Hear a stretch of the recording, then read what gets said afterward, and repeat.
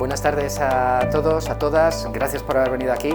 Gracias a José Félix por haberme cogido un poquito a traición para invitarme a dar esta charla, porque es una charla que había preparado hace muy poquito tiempo, que me invitaron a dar la gente del Círculo Escéptico de Bilbao y que di hace un par de semanas sobre esta temática, sobre la búsqueda de vida extraterrestre en el sistema solar.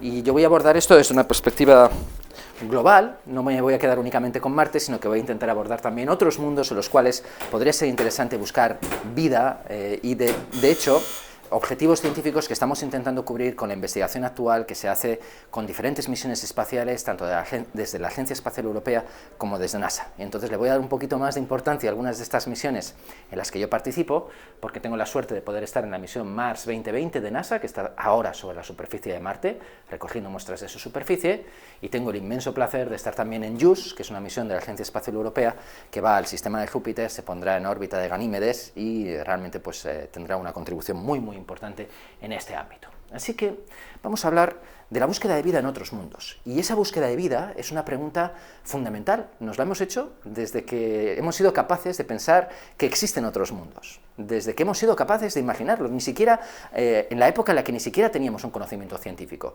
Ya los antiguos filósofos griegos de la teoría atomista, Epicúreo, entre muchos otros, hablaban de que debían existir vida en otros mundos. Si existen otros mundos, esos mundos tienen que poder ser habitables, tiene que haber otras formas de vida en otros mundos. Algunas de esas formas de vida quizás sean semejantes a nosotros y otras, sin ninguna duda, serán completamente diferentes. Y esto se lo imaginaban los antiguos griegos hace más de 2000 años.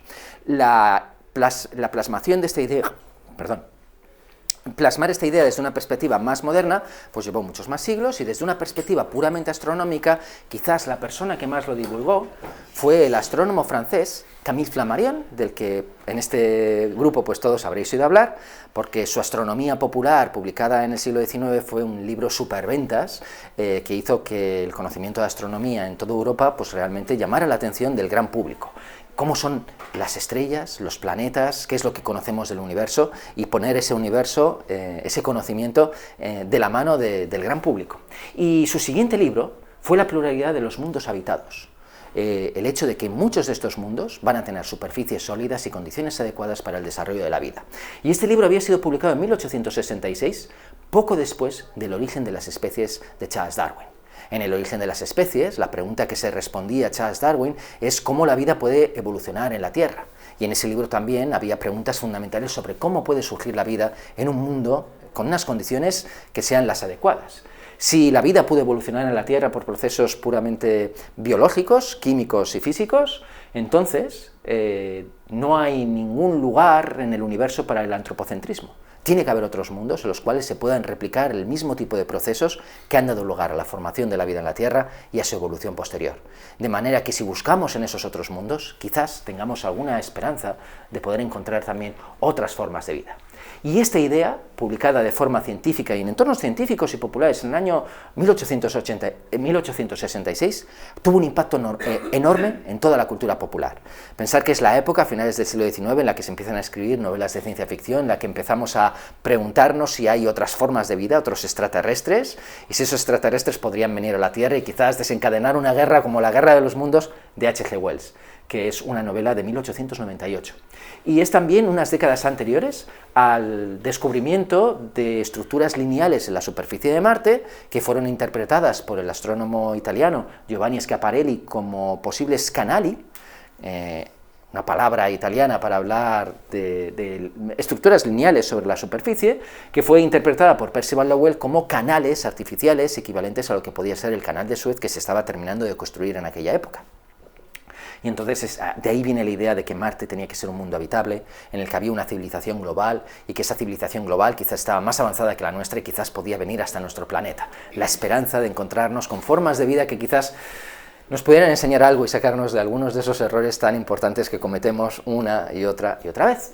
Bueno, este era vamos a decir, el panorama cultural de la época, que llegó hasta grandes científicos, y había científicos como Marconi o Tesla, que pensaban que podíamos incluso recibir comunicaciones por radio de otros mundos. Y Tesla llegó a pensar y a publicar que había recibido mensajes de radio de Marte en el año 1901. Esto hizo que se popularizara también la ciencia ficción. La idea de que había otros mundos y que en esos mundos podía haber formas de vida, pues tuvo un enorme impacto a través de la ciencia ficción, las primeras revistas de relatos de ciencia ficción de los años 20 hasta los años 50, que era una ciencia ficción, vamos a decir, muy imaginativa, poco anclada en la realidad, pero que ponía pues muchas ideas interesantes. Primeras revistas de ciencia ficción como la Amazing Stories de 1926, que creo que es el primer número, y esa es su primera portada. Y durante todo el siglo XX estuvimos buscando vida en otros mundos. Al principio, con la esperanza real de que íbamos a encontrar vida en otros mundos. Un astrónomo joven de Nueva York, que estaba haciendo su tesis doctoral después de haber estudiado en la Universidad de Chicago, quería encontrar vida en Venus. Y para ello observó Venus con el radiotelescopio de Arecibo. Vemos ahí esa imagen del radiotelescopio que ya sabéis que fue destruido, lamentablemente se derrumbó por el paso de un huracán especialmente energético hace unos pocos años. Pero esa estructura es una estructura absolutamente fascinante, una radioantena de más de 100 metros de diámetro, unos 100 metros de altura, que en su momento podía ser visitada, y yo tuve el placer de visitarla en una ocasión en un congreso, y es uno de mis recuerdos científicos más hermosos de toda mi carrera, por lo que significaba estar ahí arriba, mirando hacia abajo y pensar en el impacto cultural que tenía este sitio. Y Carl Sagan, en su tesis doctoral, observando Venus, descubrió que el flujo de radiación que llegaba de Venus hablaba de un mundo que tenía una superficie muy caliente. Con ese radiotelescopio se podía capturar no la radiación que venía de las nubes superiores, que era una radiación que correspondía a temperaturas frías y por lo tanto un lugar que podríamos pensar que es habitable, sino que le llegaba la radiación de la superficie, que no era atenuada por las nubes. Y entonces descubrió que Venus era un mundo infernal, con unas temperaturas en la superficie superiores por lo menos a los 200 grados centígrados. No había agua líquida, no había lugar para la vida y no había esperanza de encontrar vida en ese mundo. Unos años más tarde, Carl Sagan empezó a trabajar en diferentes ámbitos de las ciencias planetarias, se hizo una persona muy importante, participó en el diseño de las misiones Viking con las que por primera vez nos posamos en la superficie de Marte. Y esas son algunas de las primeras imágenes tomadas desde la superficie de Marte de este mundo rojo. Un desierto carente de agua líquida en su superficie. Al amanecer, donde se habían aterrizado estas misiones, podía verse hielo como la escarcha de la mañana, pero las temperaturas eran tan frías que esa escarcha no era escarcha de agua, era hielo formado por la condensación del CO2 de la atmósfera. De nuevo, un mundo en el que en sus condiciones actuales no pensamos que pueda existir vida, o no puede existir vida equivalente a la que nosotros podemos tener aquí en la Tierra. Carl Sagan fue la persona que durante toda su vida fue más optimista en la búsqueda de vida, y sin embargo, sus primeros 15, 20 años de investigación estuvieron enmarcados en buscar esa vida y descubrir que allí donde la estaba buscando no había posibilidades y no había esperanzas. Escribió un libro hablando sobre el Venus que había investigado y el Marte de las Viking, que se tituló La conexión cósmica, un libro escrito en 1973. Fue un libro que por azares del destino cayó en mis manos cuando yo tan solo tenía unos 13 años y me lo leí absolutamente entusiasmado, encantado. Tal era el poder evocador de las palabras de Carl Sagan. Hoy en día la ciencia de ese libro está totalmente desactualizada, pero sigue siendo un placer absoluto leerlo por la hermosa belleza de las palabras de Carl Sagan.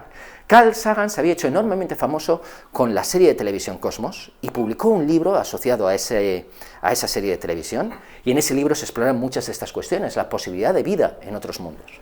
Algunas posibilidades de vida que nos podrían parecer remotas o muy difíciles, pero si le ponemos imaginación podríamos pensar incluso en formas de vida en la atmósfera de Júpiter. Este es Júpiter y aquí vemos una estructura circular que podría ser un animal hinchado por el hidrógeno y el helio de la atmósfera, capaz de hincharse y de disminuir de su tamaño, ascendiendo o bajando, alimentándose de bacterias o de equivalentes a bacterias que pudieran crecer en las nubes de amoníaco con compuestos de azufre que podríamos encontrar en las nubes de un planeta como Júpiter.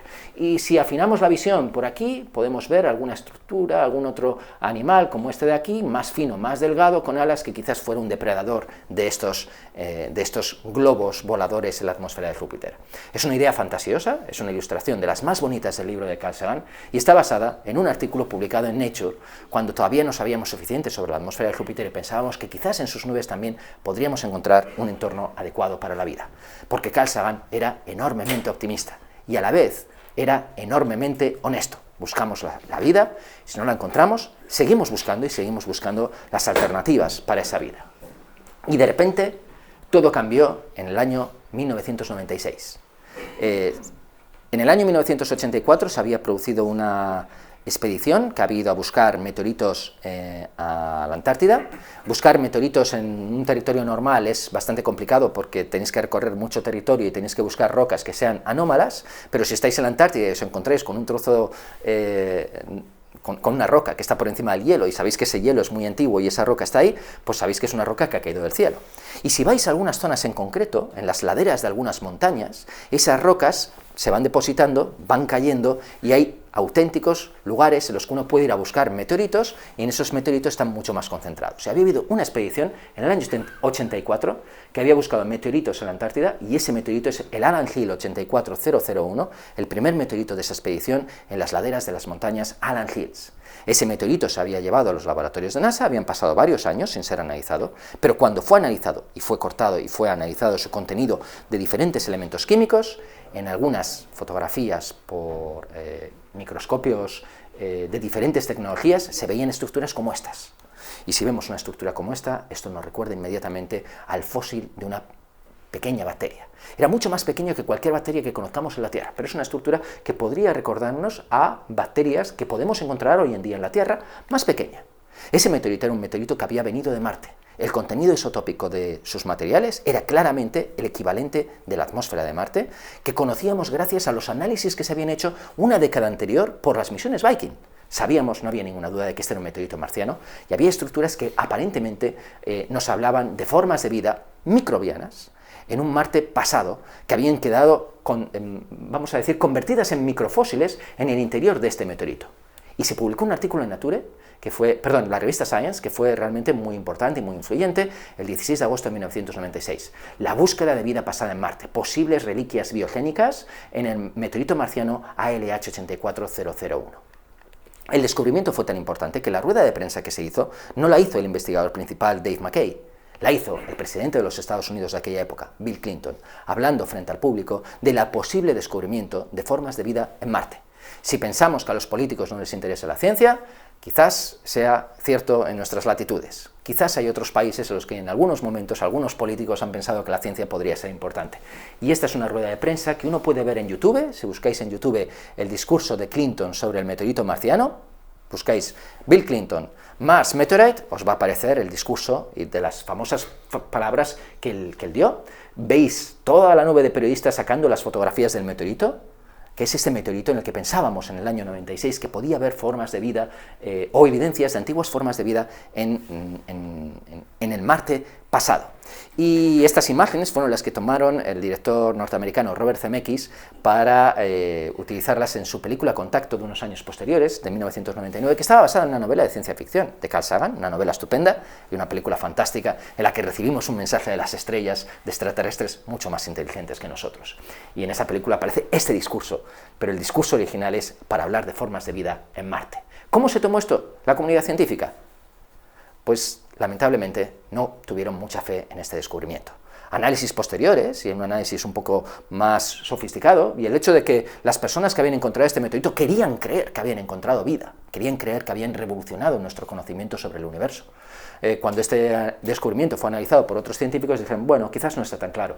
El consenso mayoritario se publicó una semana después, en una columna de opinión en el News and Views de Nature, la revista rival de Science, las dos más importantes, en el que el titular era, estamos hablando una caja de problemas, como una caja de Pandora con este meteorito marciano, Opening a Martian Can of Worms, una lata de gusanos marciana, y el consenso es que realmente esas evidencias de posibles formas de vida no eran formas de vida, eran estructuras perfectamente naturales que se podían explicar por procedimientos puramente geológicos. No habíamos encontrado vida pasada en Marte. Esa prueba no era suficiente. Pero algo había cambiado. La palabra astrobiología había llegado, era una palabra que se había acuñado para hablar de la búsqueda de vida en el universo, y a pesar de que ese descubrimiento había quedado descartado, había habido muchas cosas que habían ido cambiando. El hecho de que ese descubrimiento o ese meteorito fuera tan importante y que Dave McKay hablara de que teníamos la posibilidad en nuestra generación de encontrar formas de vida en otros mundos, cambió la perspectiva de políticos en diferentes lugares del mundo. Se fundó el Centro de Astrobiología de NASA en Estados Unidos, en California, y un año después se fundó el Centro de Astrobiología de Madrid, en España. El primer centro internacional de astrobiología que estaba asociado al centro de NASA y se fundó aquí, en el año 1999. y sigue siendo un centro de referencia a nivel internacional. Es gracias al Centro de Astrobiología de Madrid que nosotros participamos también de la misión Mars 2020 con el rover Perseverance. Unos años más tarde, el Australian Centre for Astrobiology, y a lo largo de la siguiente década, una explosión de temas de astrobiología, porque se había hecho un reconocimiento palpable de la importancia de esa pregunta.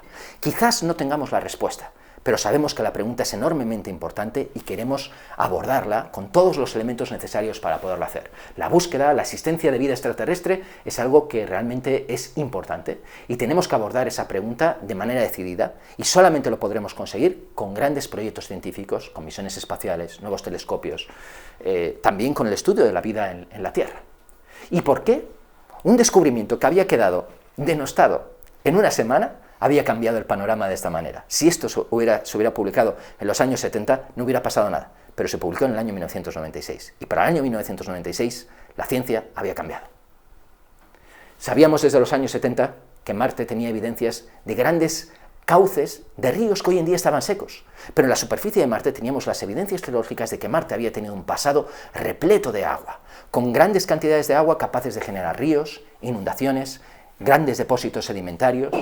Sabíamos desde los años 90 que muchos de los minerales que encontramos en el hemisferio norte de Marte requieren para formarse agua líquida, que son minerales como las arcillas que solamente se pueden formar si tenéis agua líquida y tenéis sedimentos durante grandes cantidades de tiempo. Y si tenemos agua líquida, que es el ingrediente fundamental para la vida, durante mucho tiempo, quizás tengamos la oportunidad de que la vida hubiera surgido en el pasado de Marte.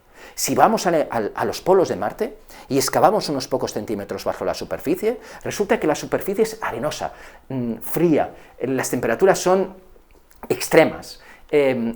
Marte no tiene capa de ozono, la atmósfera es muy tenue, la superficie está completamente esterilizada por la radiación ultravioleta del Sol. Pero escarbamos unos pocos centímetros y encontramos hielo de agua. Y sabemos que es hielo de agua porque se evapora a la velocidad cuando se expone a la superficie a la que se tiene que evaporar el hielo de agua, a pocos centímetros bajo la superficie. Bastan unos pocos centímetros de este terreno para proteger quizás formas de vida que quizás se hubieran podido adaptar a esas condiciones. Y además, en el año anterior, en 1995, se había producido el primer descubrimiento de un exoplaneta alrededor de otra estrella, una estrella común, una estrella que era la estrella 51 Pegasi. El planeta que se había encontrado era un planeta más bien parecido a Júpiter, un Júpiter hinchado, grande. Las personas que lo habían descubierto eran dos astrónomos suizos, Michel Mayor, que es este señor de aquí, y Didier Queloz, y esta es una fotografía prácticamente de la época, de unos años después. Didier Queloz estaba haciendo su tesis doctoral, Michel Mayor era el director de la tesis, y observando el desplazamiento Doppler de una estrella, habían dado con evidencias de la formación, de la existencia de planetas en otras estrellas. Y ese descubrimiento lo cambió todo. Empezamos a descubrir exoplanetas alrededor de más y más estrellas. Hoy en día conocemos más de 5.500 exoplanetas. Muchos de ellos exoplanetas con masas parecidas a la Tierra. Algunos de esos exoplanetas con masas parecidas a la Tierra, en la zona en la cual, si están irradiados por la luz de la estrella, van a tener temperaturas en su superficie que van a ser cercanas a las temperaturas necesarias para tener agua líquida. Empezamos a encontrar mundos potencialmente habitables, cuyas atmósferas todavía no somos capaces de investigar. Podemos investigar las atmósferas de algunos de estos mundos, los mundos más grandes, pero los más parecidos a la Tierra permanecen pequeños y sus atmósferas todavía no las podemos investigar de manera correcta. Aquí en la parte de la derecha lo que veis es una serie de imágenes en las que con una técnica de interferometría se ha bloqueado la luz de una estrella y se ven varios planetas que están orbitando a su alrededor. Estos puntitos son planetas que estamos viendo en diferentes años, moviéndose, y si vemos estos puntitos de luz, podemos analizar esa luz. Podemos hacer espectroscopía, podemos analizar sus atmósferas, podemos saber si tienen una atmósfera que sea adecuada para la formación de la vida. No en estos exoplanetas que están demasiado lejos de esta estrella, y esta estrella es una estrella muy diferente al Sol, pero empezamos a tener la tecnología para buscar formas de vida en otras estrellas. Así que todo había cambiado. Y además, en el año 95, otra misión espacial de NASA, la misión Galileo, había llegado al sistema de Júpiter. Tenía una sonda que había entrado en la atmósfera de Júpiter. No había encontrado ninguna forma de vida, como podríamos haber hipotetizado Carl Sagan en un arranque de optimismo. Había encontrado muchas cosas interesantes, pero ese orbitador empezó a tomar también imágenes de las lunas de Júpiter. Y aquí tenemos una imagen de la luna Europa, el segundo satélite de mayor tamaño cercano al planeta Júpiter, con un tamaño parecido a nuestra luna, un poco más grande, y con una superficie en la que prácticamente no hay cráteres. Y si no hay cráteres, es un mundo con geología activa, en el que la superficie se está reformando. Y esta superficie es una superficie de hielo de agua. Y tenemos estructuras lineales que son difíciles de explicar. Pero si pensamos que esto es hielo de agua y que estas estructuras de hielo se están deslizando como glaciares o como el hielo que se congela en el Ártico cada invierno y que puede desplazarse simplemente por los movimientos de las corrientes que hay por debajo, resulta que en los hielos del Ártico tenemos también estructuras lineales como esta. Este es un mundo helado, pero en su interior hay agua líquida. Esa agua líquida es líquida porque aunque estamos muy lejos del Sol, la temperatura del interior de Europa es muy superior porque Júpiter lo calienta por el efecto de fuerzas de marea. Las mismas fuerzas de marea que tenemos nosotros entre la Tierra y la Luna ocurren entre Júpiter y Europa, y como Júpiter tiene una masa tan grande y Europa está cerca de Júpiter, su interior se calienta tanto que permite que tengamos agua líquida en su interior. Así que teníamos evidencia de un océano subsuperficial de agua líquida en un mundo helado, con un océano subterráneo. ¿Cuánta agua líquida? Mucha más que en la Tierra, en un océano de decenas de kilómetros de profundidad, pero oculto a nuestra visión por estas capas de hielo superficial. Así que Europa también era un mundo adecuado para la búsqueda de la vida. Así que el siglo XXI cambió el paradigma y desde aproximadamente el año 2001 se estudia la astrobiología de forma habitual en los estudios vinculados al estudio del cosmos. La astrobiología es el estudio del origen, la evolución, la distribución y el destino de la vida en el universo. Ha habido enormes avances en todos los ámbitos del conocimiento que nos pudiéramos imaginar relacionados con la astrobiología. Yo soy astrónomo, conozco la parte de la búsqueda de vida en otros mundos, pero en biología, en genética, en la estructura molecular más básica de la vida, todos sabéis que tenemos una tecnología absolutamente increíble que ha cambiado nuestra visión de cómo somos nosotros. Podemos hacer no ya el genoma de una persona, sino que podemos hacer el genoma de poblaciones enteras. Podemos encontrarnos un virus nuevo, malévolo y que nos ataca, y en unas pocas semanas diseñar test para hacer esas PCRs que nos permiten identificar los casos de coronavirus inicialmente positivos. Y unos meses después generar una vacuna sintética capaces de protegernos de ese virus, porque la tecnología que tenemos hoy en día para estudiar la vida a nivel microscópico es absolutamente de una calidad que no podíamos imaginar décadas antes. Y ese es el mismo tipo de tecnología que se utiliza también para investigar las formas de vida más primitivas de la Tierra y cómo puede surgir la vida en un mundo en el que se den las condiciones adecuadas. Así que, por primera vez, desde que Epicurio y los atomistas de la antigua Grecia se empezaron a preguntar estas cuestiones desde una perspectiva filosófica, nosotros tenemos las herramientas científicas para intentar dar una respuesta de si realmente existen formas de vida más allá del planeta Tierra. Nuestra generación podría responder a estas preguntas. Si queremos buscar vida en otros mundos, el mundo más interesante sigue siendo la Tierra. No es Marte, no es Europa, no es un exoplaneta alrededor de otra estrella. Sigue siendo la Tierra porque la Tierra, de todos estos mundos por ahora, es el único en el que tenemos una confirmación clara y evidente de que la vida surgió. Y podemos tener grandes lecciones sobre cómo surgió la vida en la Tierra. Y lo más importante es que la vida surgió muy rápidamente. Sabemos que cuando el sistema solar se formó por procesos que en una fase determinada fueron muy violentos, tuvimos grandes colisiones de objetos tan grandes que liberaron tal cantidad de energía cinética sobre la superficie de una Tierra que todavía no estaba formada, que los océanos eran imposibles, la corteza terrestre estaba fundida, y de hecho, cuando el ritmo de impactos en el sistema solar primitivo disminuyó, luego hubo un pico tardío, muy importante, que se llama el Gran Bombardeo Tardío, aproximadamente hace unos 4.000 millones de años, es el responsable de la formación de los mares de la Luna, grandes regiones de la Luna que se licuaron y después se solidificaron, y también en esa fase, ese tipo de impactos cayeron sobre la Tierra, licuaron grandes porciones de la corteza terrestre, no teníamos atmósfera y no teníamos océanos. Eso fue hace 4.000 millones de años. Las rocas más antiguas que tenemos de la Tierra son rocas de hace unos 3.700 millones de años. Y cuando las analizamos, tenemos estratos que tienen una composición química que nos indica que esos estratos, en muchos casos, son colonias de bacterias acumuladas de forma en estratos sucesivos, formando estas rocas que se denominan estromatolitos. Tenemos fósiles de bacterias de hace 3.600 millones de años. Así que la Tierra se formó violenta, no teníamos ninguna esperanza para la vida. Se condensaron la corteza terrestre, las temperaturas bajaron, se formaron los océanos, tuvimos una atmósfera y en menos de 300 millones de años teníamos bacterias microscópicas, primitivas, capaces de crecer y crecer hasta formar evidencias teológicas que encontramos hoy en día. Si pusiéramos el reloj de la historia de la Tierra en un reloj de 24 horas, podríamos representar esos periodos de tiempo en 24 horas, y todo ese tiempo que ha pasado, el hombre moderno solamente está en el último segundo. A las 23 horas, 59 minutos, 59 segundos, aparece el género homínido. Y durante todo el tiempo anterior hemos tenido procesos físicos y procesos biológicos. La vida surgió aquí. Aquí se formaron los océanos y los continentes. En unos pocos 300 millones de años tenemos las primeras evidencias de bacterias. Y la vida tardó en evolucionar.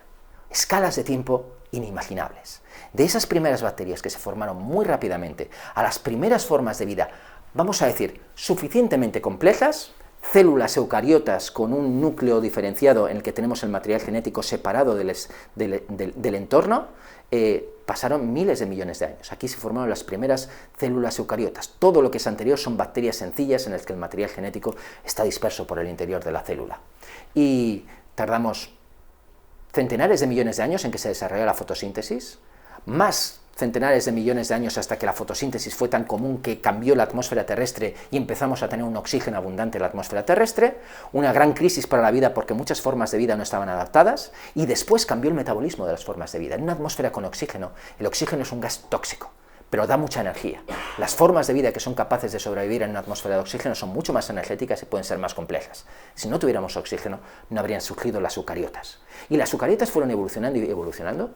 Se inventó la reproducción sexual, fueron capaces de intercambiar el material genético entre dos células, todavía formas de vida unicelulares durante toda esta escala de tiempo, hasta que finalmente aparecen las formas de vida macroscópicas, la revolución del Cámbrico a las 20 horas 49 minutos hace tan solo 550 millones de años.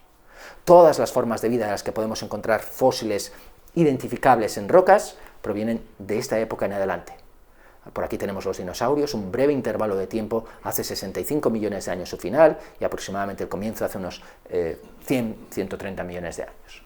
Así que toda la historia de la vida es una historia larga, la vida surge rápidamente, pero tarda mucho en evolucionar.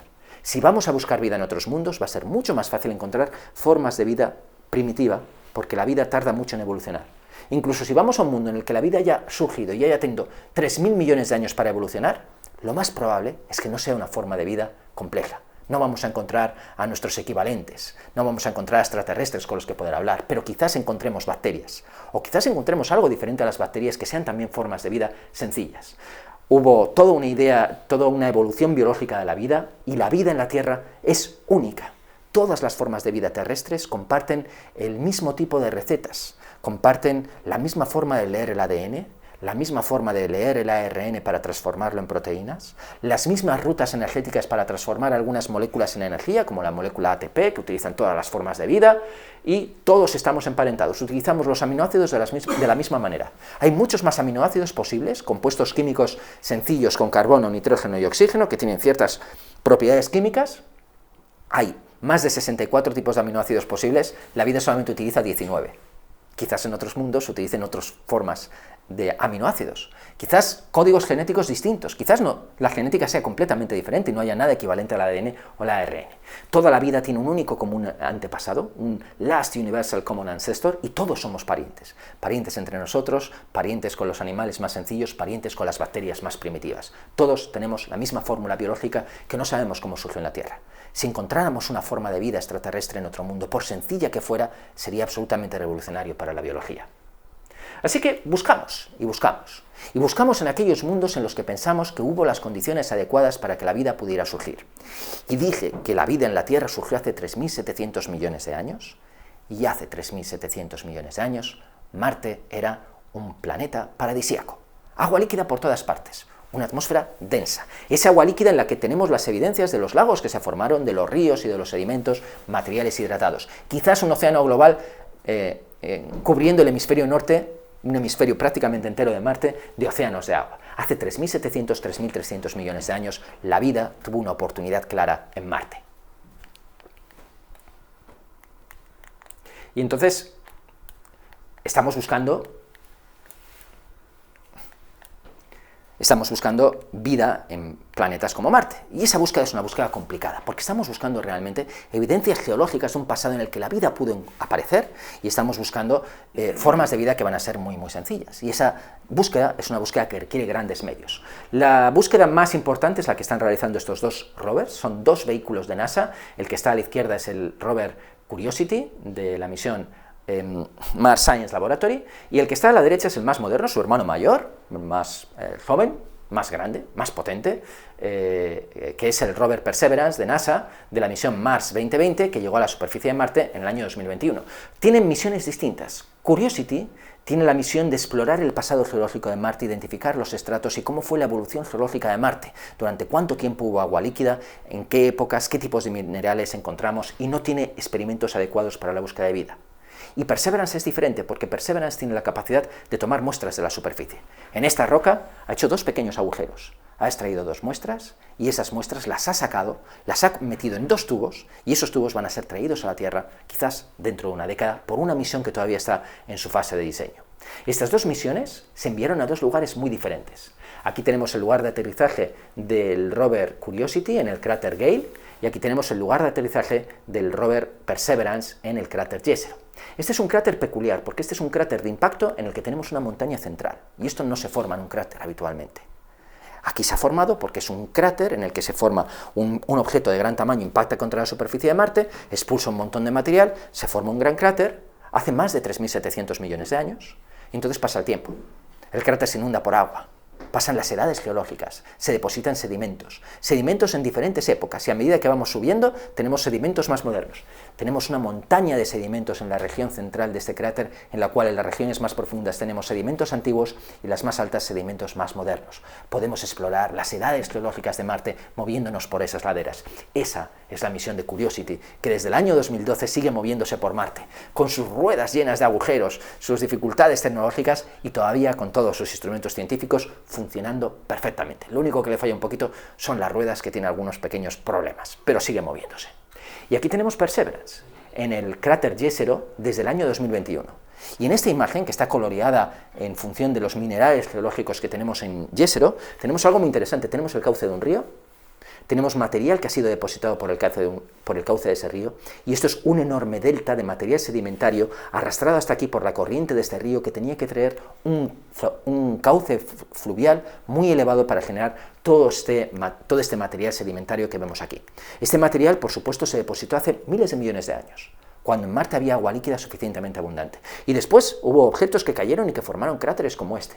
Así que la misión de Perseverance es tomar muestras en diferentes lugares de este material sedimentario, también en el interior del cauce de este río, para buscar aquellos lugares en los cuales pueda haber los restos de pequeñas bacterias que quizás hayan podido surgir en Marte. Tenemos el inmenso placer en la Universidad del País Vasco de poder participar en esta misión.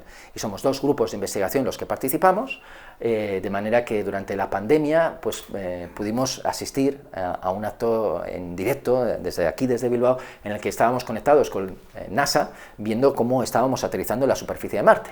Y aquí tenéis la celebración cuando nos llegó la primera imagen que envió este rover de la superficie de Marte, de una de sus cámaras traseras, en la que se demostraba que había aterrizado correctamente.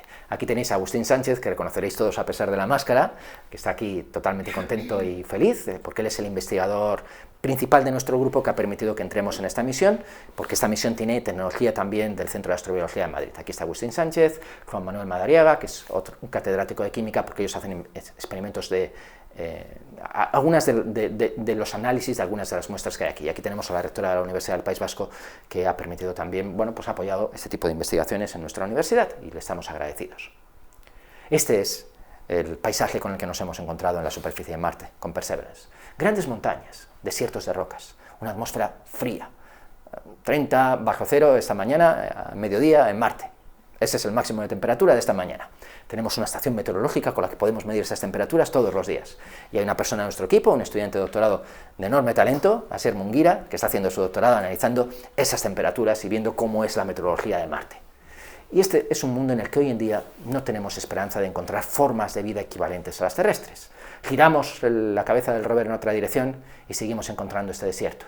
Pero estas montañas son sedimentarias. Se formaron cuando en Marte había agua líquida, en este delta. Y nos movemos por aquí, en estos terrenos inundados hace 3.300 millones de años, cuando Marte se parecería más bien a este territorio. Esto es la laguna, es el cauce de un río y su desembocadura con este gran delta que se ha formado aquí, en una región de Alaska, la bahía de Kachemak, que es un análogo de la región en la que estamos ahora mismo en Marte. podemos pensar que este era el Marte del pasado en el cual nos podríamos haber posado si hubiéramos viajado en el tiempo hace 3.300 millones de años. Así que los primeros resultados que se publicaron de esta misión fueron espectaculares, porque se demostraba que efectivamente era un lugar en el que había habido grandes cantidades de agua. Esta montaña es una montaña de sedimentos con rocas que han sido dejados aquí por grandes inundaciones masivas. Y aquí veis algunas de las muestras que se han tomado. Se ha taladrado esas rocas para sacar el material, analizarlo y además meterlo en tubos que esperamos traer a la superficie terrestre.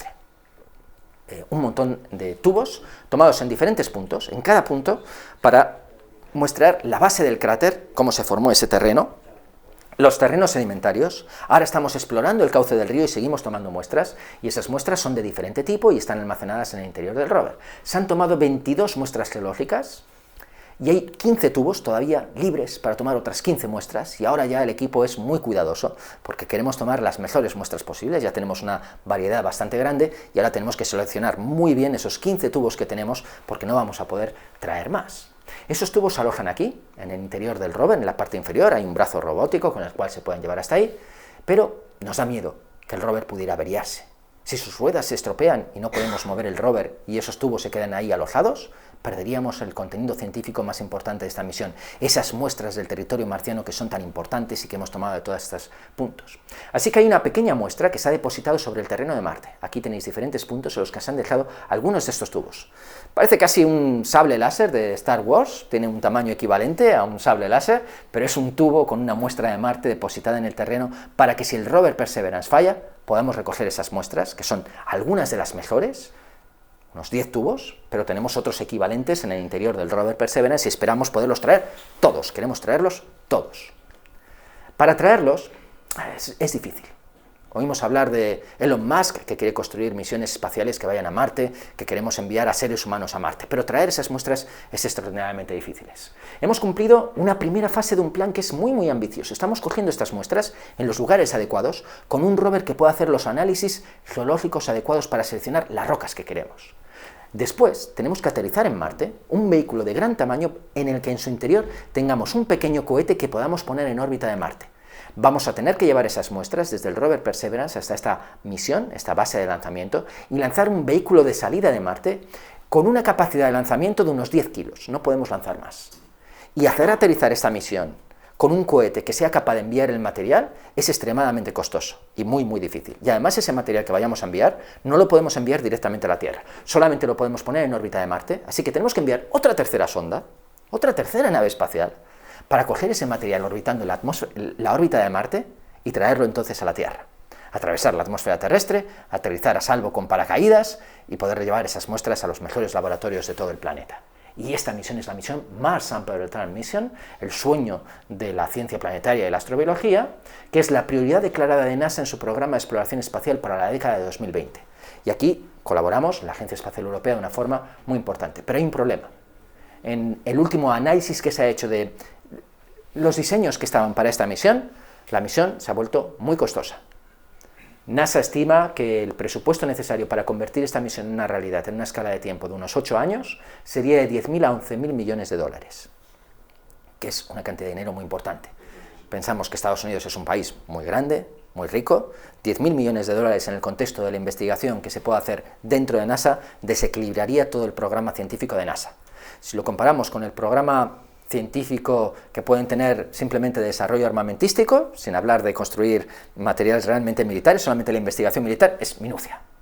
Pero si hablamos del contexto del presupuesto actual de NASA, 10.000 millones de dólares es una parte muy importante que desequilibraría todo el programa científico, así que no está claro que esta misión se vaya a poder desarrollar en 8 o 9 años como nos gustaría, y hay que volverla a diseñar, hay que diseñarla más barata, y eso significa que quizás necesitemos una década más. Quizás estas muestras que puedan contener pruebas de vida en Marte no lleguen hasta nosotros hasta el año 2040, y eso pues sería realmente triste.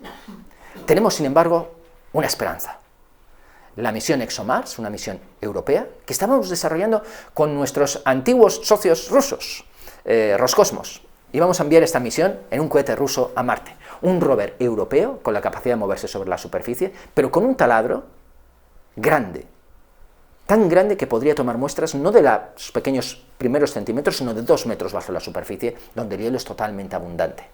Con un radar en el interior del rover que nos permitiría identificar dónde tenemos hielo cercano, para tomar muestras de ese hielo y analizarlo con experimentos de detección de vida in situ sobre la superficie de Marte.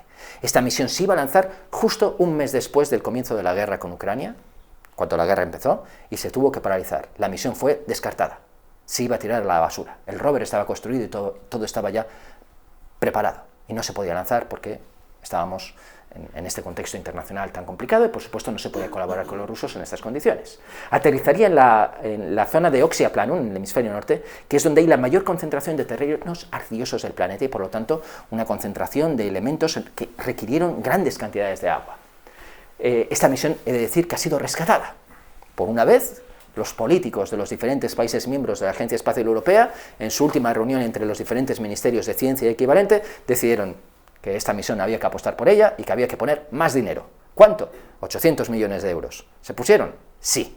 Esta misión será una realidad y será lanzada, pero con las escalas de tiempo necesarias para llegar a Marte hay que esperar, y será lanzada en el año 2028, también porque nosotros no teníamos la tecnología adecuada para el lanzamiento. Va a ser lanzada en un cohete americano, posiblemente un Falcon X de Elon Musk, y debería de llegar a Marte en el año 2030, así que quizás tengamos respuestas sobre si Marte ha sido un mundo habitable en esa década de los 2030, con los experimentos que se van a hacer in situ, gracias a esta misión, en la que también participan científicos españoles.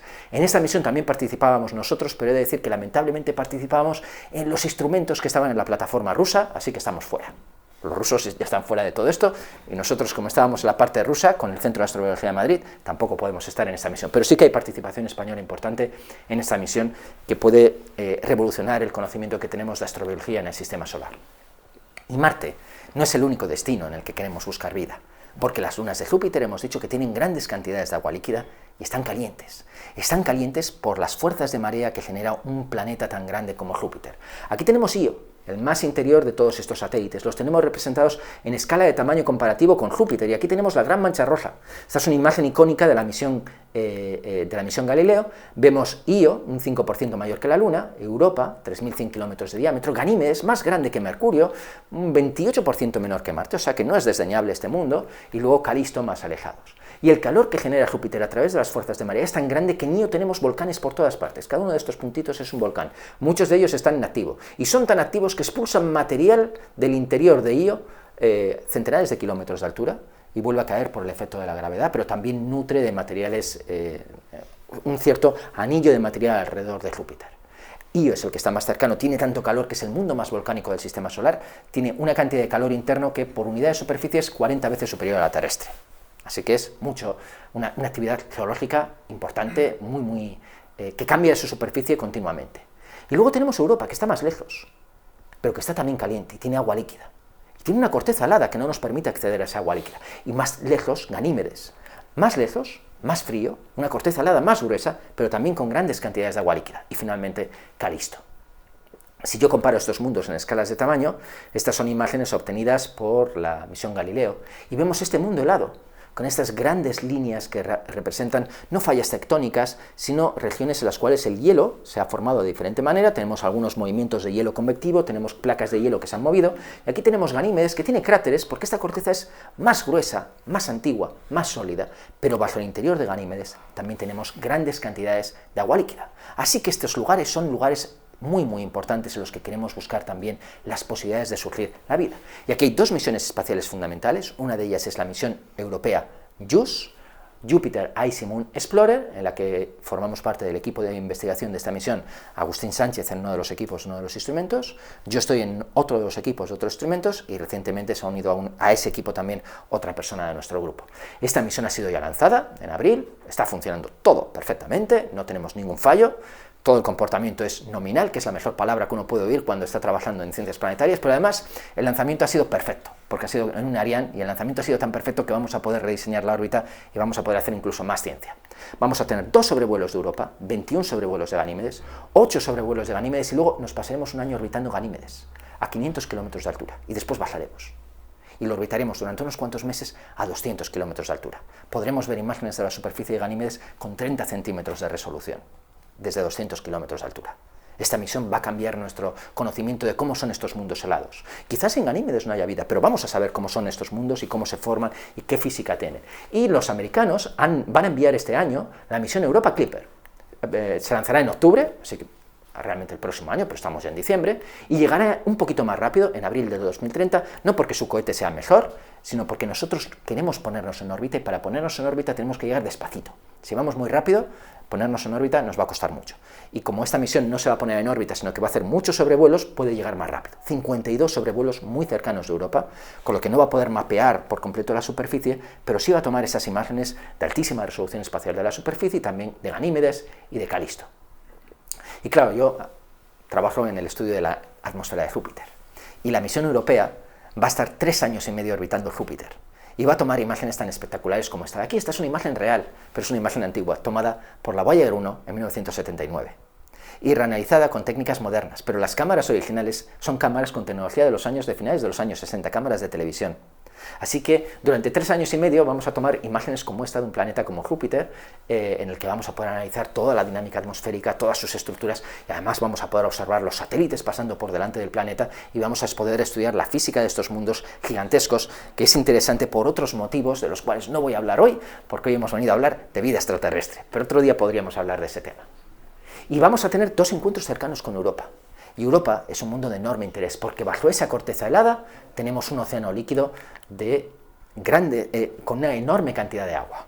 Si nos acercamos mucho a Europa, podemos observar su superficie, podemos ver estas líneas. El color nos habla de diferentes composiciones químicas. Tenemos estructuras con diferente grado de salinidad en estos hielos, estructuras que son convectivas cuando han salido. Y además en Europa, si miramos a contraluz en determinados momentos, no siempre, podemos encontrar material que se escapa de su superficie. Europa es un mundo activo. Tiene vapor de agua que se escapa de su interior. Tenemos criovolcanes que están expulsando vapor de agua al interior. De ese interior que está caliente, en el cual el agua es líquida. Si hay agua líquida, quizás haya posibilidades para la vida. Y quizás si hay posibilidades para la vida, el material que es expulsado por estos criovolcanes nos permita acceder al material que hay en el interior de Europa y analizarlo, y buscar si efectivamente Europa es un mundo habitable o no. Europa es un mundo en el que tenemos un océano de 100 kilómetros de profundidad. Pensar en la Tierra, donde el océano en sus puntos más profundos solamente tiene 10 kilómetros, menos de 10 kilómetros de profundidad, en puntos muy concretos. La profundidad media de los océanos, unos 2,5 kilómetros en la Tierra. Y aquí, 100 kilómetros. Podríamos pensar que es la mayor reserva de agua líquida de todo el sistema solar, pero en realidad no, solamente es la segunda. Luego veremos cuál es la primera.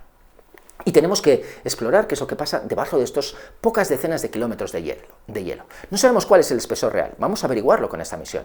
Y por supuesto aquí tenemos rocas en contacto con el agua líquida, y estas rocas son calientes, porque están calentadas por el efecto de las fuerzas de marea.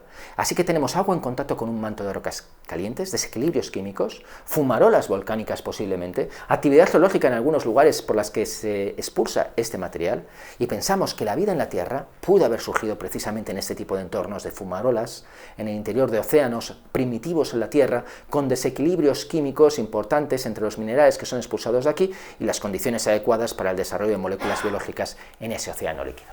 Esta es una imagen de la Tierra, de fumarolas volcánicas.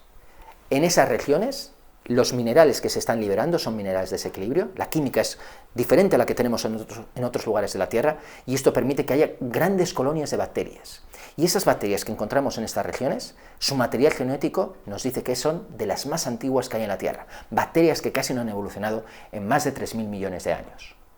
Y alrededor de esas bacterias, un montón de animales mucho más complejos, gambas y diferentes tipos de crustáceos que se están alimentando de ellas. Porque aquí tenemos un hervidero de vida, posible gracias a estas condiciones que se dan aquí y que se van a dar también en un lugar como el interior de Europa, en la superficie de ese manto de rocas sólidas en contacto con esos 100 kilómetros de agua líquida. Así que tenemos un entorno totalmente adecuado para el desarrollo de la vida, en el que llegar hasta aquí es imposible con nuestra tecnología actual, pero podemos explorar todo lo que está pasando aquí y podemos saber la historia de un mundo como este. Así que nos preguntamos si realmente hay vida en Europa y tenemos las posibilidades de investigarlo. Hoy en día podríamos incluso pensar en tecnologías más avanzadas, en robots con forma de serpiente que pudieran deslizarse sobre la superficie de Europa y quizás llegar hasta estos géiseres y explorar qué es lo que ocurre por aquí. Si somos muy aventureros, quizás enviar alguna a este interior. Y con la tecnología de dentro de un siglo, quizás podríamos pensar en enviar un robot submarino con un reactor nuclear para producir suficiente energía como para fundir 10 kilómetros de hielo en un agujero pequeñito, penetrar en este océano y hacer una exploración in situ, con un robot que debería ser completamente autónomo e inteligente. Así que estamos hablando de la tecnología de finales del siglo XXI, comienzos del siglo XXII. No lo vamos a ver, pero soñamos con ello. Y si soñamos con formas de vida en el interior de otros mundos, pues podemos pensar en cómo la soñaron nuestros ancestros más recientes. Podemos pensar en las formas de vida que Julio Verne se imaginó en el viaje al centro de la Tierra. ¿Qué formas de vida podemos encontrar en el interior de un mundo sin la iluminación del sol, en lugares completamente diferentes a la superficie terrestre? Quizás las que Julio Verne se imaginó con paisajes de escalas gigantescas. O quizás nos podemos imaginar con formas de vida avanzada que se desarrollan en el interior de este mundo y que cuando las condiciones son adecuadas salen a refrescarse un poquito esta superficie alrededor de estas grietas. No lo sabemos. Esto forma parte de la imaginación, de las posibilidades abiertas, y no sabemos si esto es un escenario real o no. Pero desde luego es algo que podemos investigar con la tecnología actual con estas misiones. Y aquí tenemos Ganímedes, porque he dicho que JUICE va a ponerse en órbita de Ganímedes y no alrededor de Europa. No nos ponemos en órbita alrededor de Europa porque llegar a Europa, que está más cerca de Júpiter, ponernos en órbita es más difícil porque tenemos que entrar en el campo de gravedad de Júpiter y parar, y eso es difícil. Y además cerca de Júpiter el campo de radiación es muy intenso, es muy energético, y la tecnología europea nos permite escudar los instrumentos, pero no para estar ahí 3 años y medio. Y los americanos, que hacen todo ese desarrollo tecnológico armamentístico, pues tienen tecnología para protegerse de radiaciones de altas energías mejores que los europeos, porque hacen ese desarrollo tecnológico también armamentístico. Entonces su misión sí que puede hacer esos sobrevuelos de Europa de forma protegida. Nosotros no tenemos la tecnología adecuada hoy. Ganímedes es un mundo interesante, también terrenos que han sido fluidos en el pasado, que se fundieron por liberaciones de calor importante, cráteres posteriores, y Ganímedes tiene algo muy interesante que no tiene Europa. Tiene auroras, y las auroras de Ganímedes están marcadas porque en el interior de Ganímedes hay un campo magnético que reacciona con el campo magnético de Júpiter. Son auroras que ocurren en las regiones ecuatoriales y de bajas latitudes de Ganímedes. Y para tener auroras es necesario tener material conductor. Y Ganímedes no tiene metales. El material conductor es agua líquida, salina, porque el agua con materiales disueltos iónicos es conductora. Y si tenemos un material conductor y rotación, y tenemos calor, podemos generar un campo magnético. El campo magnético de Ganímedes está vinculado a ese océano salino profundo, que es también de 100 kilómetros de profundidad. Y como Ganímedes es mucho más grande que Europa, esta sí es la mayor reserva de agua líquida de todo el sistema solar. El lugar en el que más agua líquida hay de todo el sistema solar, de toda nuestra vecindad. Una estructura interior parecida a la de Europa, con más agua líquida, con una corteza helada más difícil. Que también este agua líquida va a estar en contacto con un manto de rocas sólidas y calientes.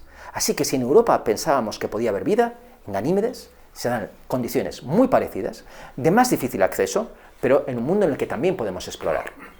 Tenemos todo un flujo de partículas que chocan contra la superficie de Ganímedes, que expulsan material de esta superficie, que se queda aquí formando una exosfera que podemos analizar.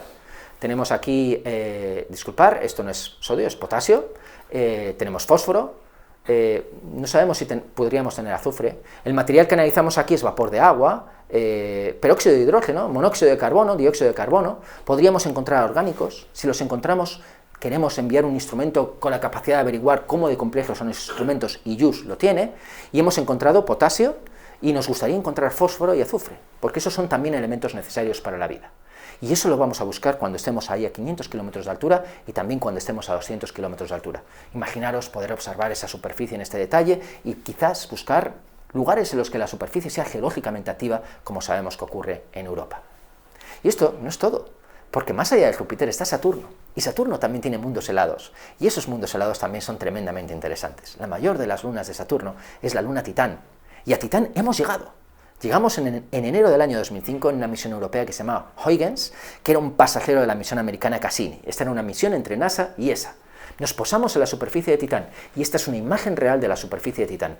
Un mundo muy frío, en el que las temperaturas de la superficie son de 180 grados bajo cero.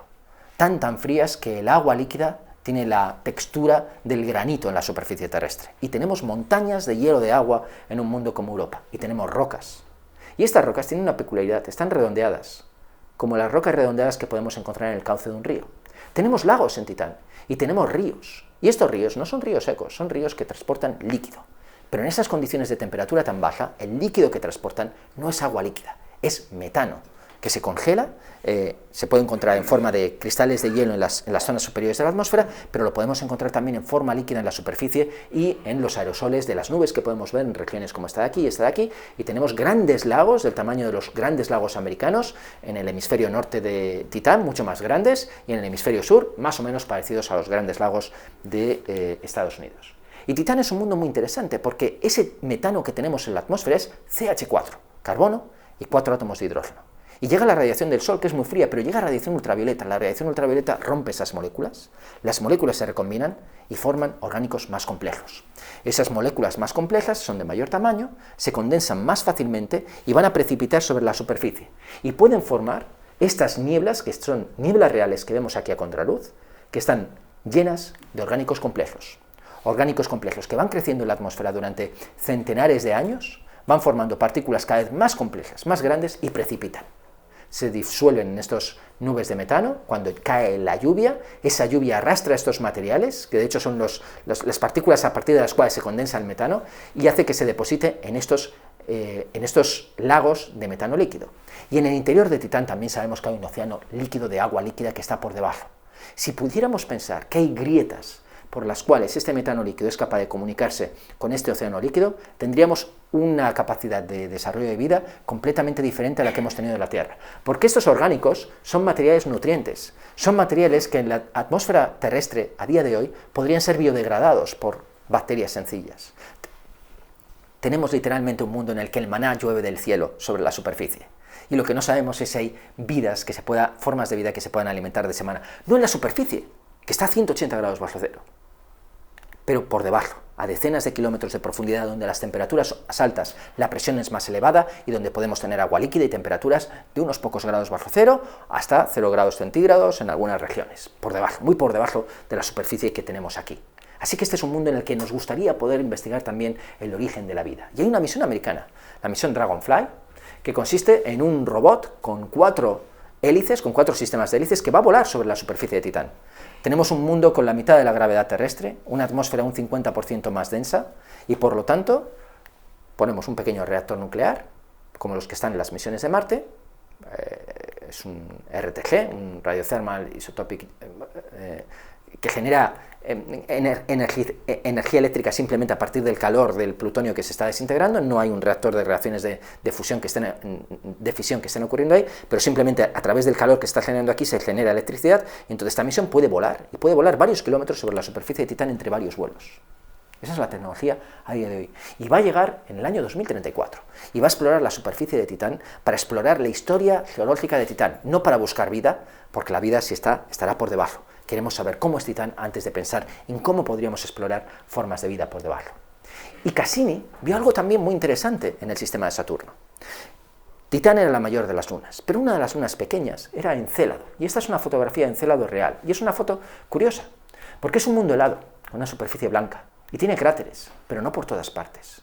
Tiene cráteres en el hemisferio sur y no tiene cráteres en el hemisferio norte. Y eso significa que tiene cráteres en el hemisferio norte y no tiene cráteres en el hemisferio sur. Y eso significa que hay geología activa que está borrando esos cráteres, que es un mundo en el que tenemos calor que permite que la corteza se esté regenerando. Y tenemos estas grandes grietas azules, y estas grietas azules, que se llaman las líneas del tigre, o las rayas del tigre, están más calientes que su entorno. Y además, cuando observamos esas rayas del tigre a contraluz, vemos material que escapa con gran intensidad, como no hemos visto en ningún otro lugar del sistema solar. Es una imagen real, no es ningún tipo de recreación. Son criovolcanes, géiseres activos permanentemente, expulsando vapor de agua, con lo cual estamos hablando de agua caliente en el interior de este mundo, expulsándola continuamente hacia el exterior a lo largo de estas grietas. Esta es una imagen de alta resolución espacial de una de esas grietas y podéis ver el vapor de agua que se está escapando del interior. ¿Qué está generando el calor en un mundo tan pequeño con solo 500 kilómetros de diámetro para generar esa actividad volcánica en la actualidad o criovolcánica? No estamos muy seguros, todavía no lo sabemos, pero este es un mundo enormemente interesante. Tenemos calor, vapor de agua, una química compleja. Cassini ha sobrevolado esos géiseres y ha analizado esos compuestos. Son principalmente vapor de agua, el 65%, pero también hay nitrógeno, hay dióxido de carbono, hay monóxido de carbono, hay metano, y hay orgánicos complejos. ¿Cómo de complejos? No lo sabemos, porque el espectrómetro de masas, el instrumento que se ha utilizado para esos análisis, no estaba optimizado para eso. No pensábamos que íbamos a encontrar nubes de orgánicos flotando alrededor de una luna pequeña de Saturno cuando esta misión se diseñó a principios de los 90, fue lanzada en el 97. Así que no sabemos cuáles son la complejidad de estos orgánicos y no sabemos si este es un mundo también potencialmente adecuado para la vida. Pero hay algo muy interesante. Entre este material que se escapa se ha encontrado fósforo. No se puede leer la información que hay aquí, es un abstract de un artículo reciente. Pensar que la misión Cassini terminó en el 2017 y este es un artículo de este verano, del verano del 2023, en el que los autores hablan de que se han encontrado grandes cantidades de fósforo en el material que está escapando de esas grietas. ¿Cuánto fósforo? 150 veces más que la Tierra, en promedio. Y el fósforo es un elemento fundamental para la vida. No se ha encontrado fósforo en ningún otro lugar del sistema solar asociado a orgánicos, excepto aquí, en Encélado. Así que Encélado vuelve a ser una de las grandes estrellas en la búsqueda de vida en el sistema solar. Hoy en día, la Agencia Espacial Europea tiene un plan para su investigación futura, y ese plan se llama el Voyage 2050, el viaje de los años 2050. ¿Cómo vamos a hacer la investigación del universo en esa década, de la década de 2040 hasta los primeros 2050? Y va a desarrollar una misión muy ambiciosa, con un presupuesto de más de 1.000 millones de euros, 1.200 millones de euros, que es la primera de ese programa científico, que es desarrollada para el Horizonte 2040, que es una misión para la búsqueda de formas, no de formas de vida, pero sí la búsqueda de la habitabilidad en los mundos helados de Júpiter o de Saturno. Y el destino está todavía sin escoger. Yo voy a apostarme aquí, que dentro de 2 años vamos a saber que el destino va a ser Encélado, pero esto es una apuesta que ya hago, no estoy 100% seguro, pero bueno, a José le voy a apostar una cerveza, pero él no va a apostar contra mí. Porque Encélado es uno de esos lugares en los que queremos analizar cómo puede ser los materiales que encontramos ahí y qué posibilidades puede haber para la vida en un mundo como este. Este es el horizonte de las próximas décadas. Algunos los veremos, otros quizás no lo podamos ver, pero esta es la pregunta que queremos responder. Llevamos milenios preguntándonos sobre esto. Y hoy tenemos por fin la tecnología y planes para buscar la vida en diferentes mundos, muy diferentes al nuestro, y para aprender realmente cómo lo universal es algo tan complejo y tan increíble como la vida que tenemos en este planeta. Así que muchísimas gracias.